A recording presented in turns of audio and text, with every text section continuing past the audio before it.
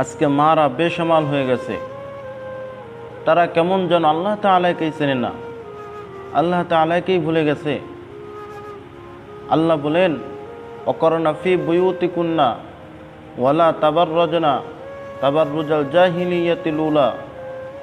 আল্লাহ পাক রব্বুল আলামিন ডাক দিয়ে বলেন, হে নারীগণ, তোমরা পর্দা করো, তোমরা ঘরের ভিতর অবস্থান করো, তোমরা জাহিলিয়াতের যুগের মতন নারীদের মতন চলাফেরা করিও না। আল্লাহ পাকের হুকুম, কিন্তু আজকে মারা বেসামাল হয়ে গেছে। তারা বুঝতেই চেষ্টা করে না, তারা একবার চিন্তাও করে না যে না, আমাদেরকে মৃত্যুবরণ করতে হবে।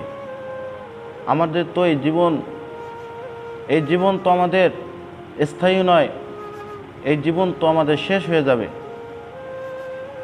এই জীবন তো আমাদের থেকে শেষ হয়ে যাবে।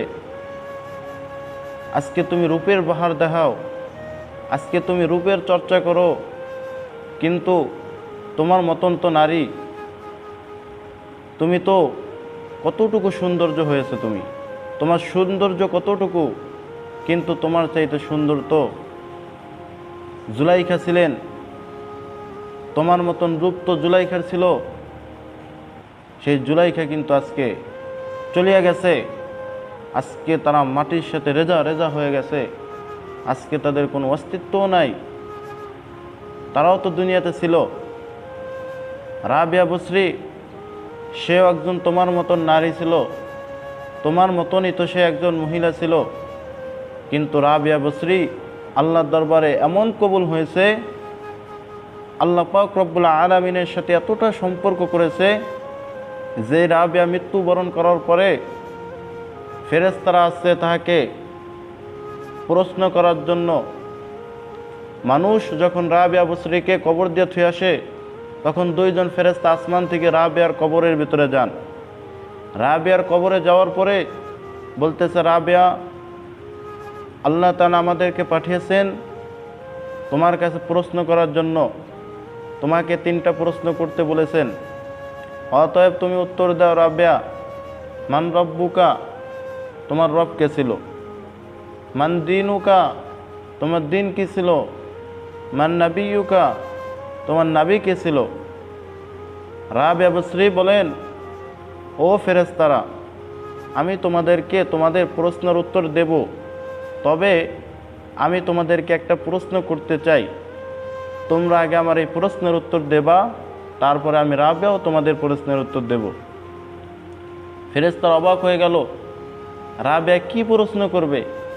তখন রাবিয়া বলল, ফেরেশতারা, তোমরা এসেছো কোথা থেকে? তখন ফেরেশতারা বলল, আমরা এসেছি আসমান থেকে। তখন রাবিয়া বলল, তোমাদেরকে কে পাঠাইছেন?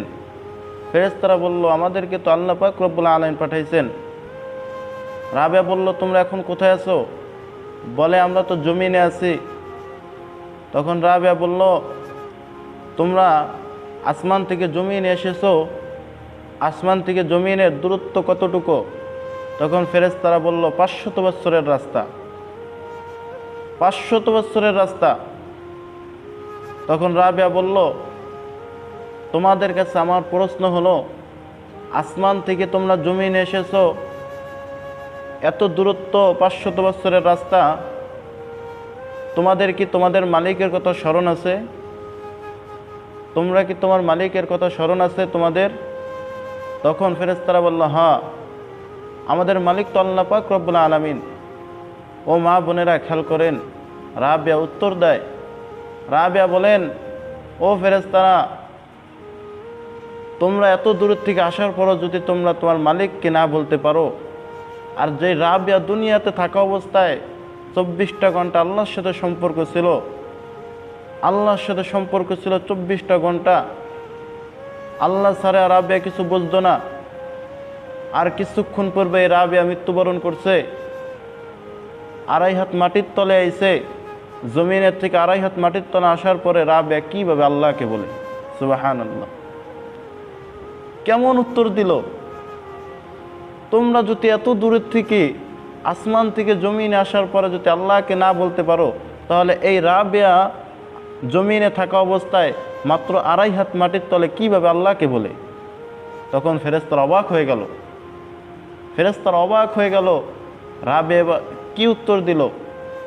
তখন ফেরেশতারা আল্লাহর দরবারে গেল, যাওয়ার পরে বলতেছে, আল্লাহ, আমরা তো রাবিয়ার কাছে গেছিলাম, আল্লাহ পাক রব্বুল আলামিন সমস্ত কিছুই তো দেখলেন।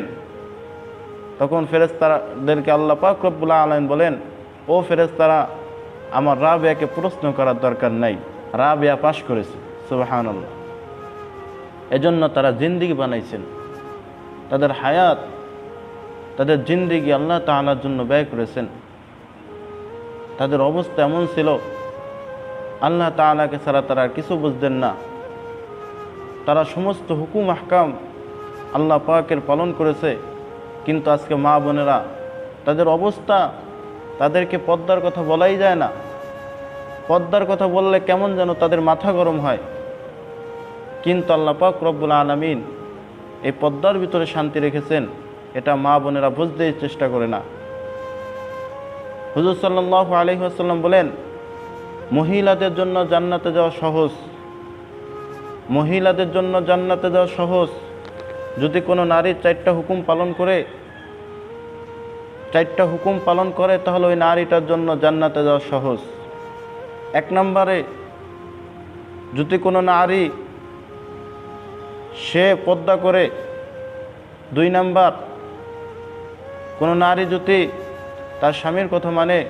তিন নাম্বার, কোন নারী যদি সে পবিত্রতা হওয়ার পরে, তার পবিত্রতা হওয়ার পরে যদি সে সালাত আদায় করে এবং রমজান মাসে রোজা রাখে। এই চারটা হুকুম, এই চারটা আদেশ যদি কোনো নারী পালন করতে পারে, তাহলে আল্লাহ রসুল বলেন, জান্নাতের 8টি দরজা রয়েছে, ওই 8টি দরজা থেকে যে কোনো দরজা দিয়ে নারী জান্নাতে প্রবেশ করবে, কেউ তাকে বাধা দিবে না। তাদের জন্য কত সহজ, মা বোনদের জন্য কত সহজ করেছে জান্নাত। স্বামীর হুকুম পালন করবে, পর্দায় থাকবে, পবিত্রতা হবে, সালাত আদায় করবে আর রমজান মাসে রোজা রাখবে। চারটা হুকুম যদি কোনো নারী পালন করতে পারে, তাহলে আল্লাহ রসুল তাদেরকে জান্নাতের টিকিট দিয়ে দিতেছেন। কিন্তু আজকে মা বোনেরা বেসামাল হয়ে গেছে, তারা গুনার কাজে লিপ্ত হয়ে গেছে। তারা মনে করেছেন জিন্দেগি, তোমরা কি মনে করতেছো তোমাদের জিন্দেগি চিরস্থায়ী?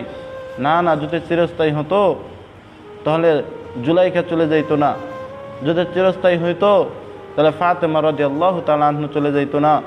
যদি চিরস্থায়ী হতো তাহলে আয়েশা সিদ্দিকা রাদিয়াল্লাহু তাআলা আনহা চলে যাইতো না। তাহলে হালিমাতুস সাদিয়া চলে যাইতো না। তারাও তো তোমাদের মতন নারী ছিলেন। কিন্তু তারা তাদের জিন্দেগি, তাদের হায়াত তারা এমনভাবে সাজায় গেছেন, আল্লাহর জন্য তারা তাদের জীবনকে কোরবান করেছেন। ফেরাউনের স্ত্রী সে আসিয়া, সে আল্লাহর জন্য এত পরিমাণ কোরবান করেছেন, আল্লাহ পাক রব্বুল আলামিন তাহাকে তাহার কোরবানির উসিলায় তাহাকে আল্লাহ পাক রব্বুল আলামিন জান্নাত দান করেছেন। এজন্য তারা আল্লাহ পাক রব্বুল আলামিনকে চিনেছেন। এজন্য মা বোনদেরকে বুঝাইতেছি যে, মা বোনেরা, আপনারা যদি আল্লাহ পাক রব্বুল আলামিনকে চেনেন, তাহলে জানেন, তাহলে আপনাদের জিন্দেগিটাও হবে ফাতেমার মতো, আপনাদের জিন্দেগিটা হবে আয়েশা রাদিয়াল্লাহু তাআলা আনহার মতো। এজন্য আপনার জিন্দেগি আপনার সাজানোর চেষ্টা করেন।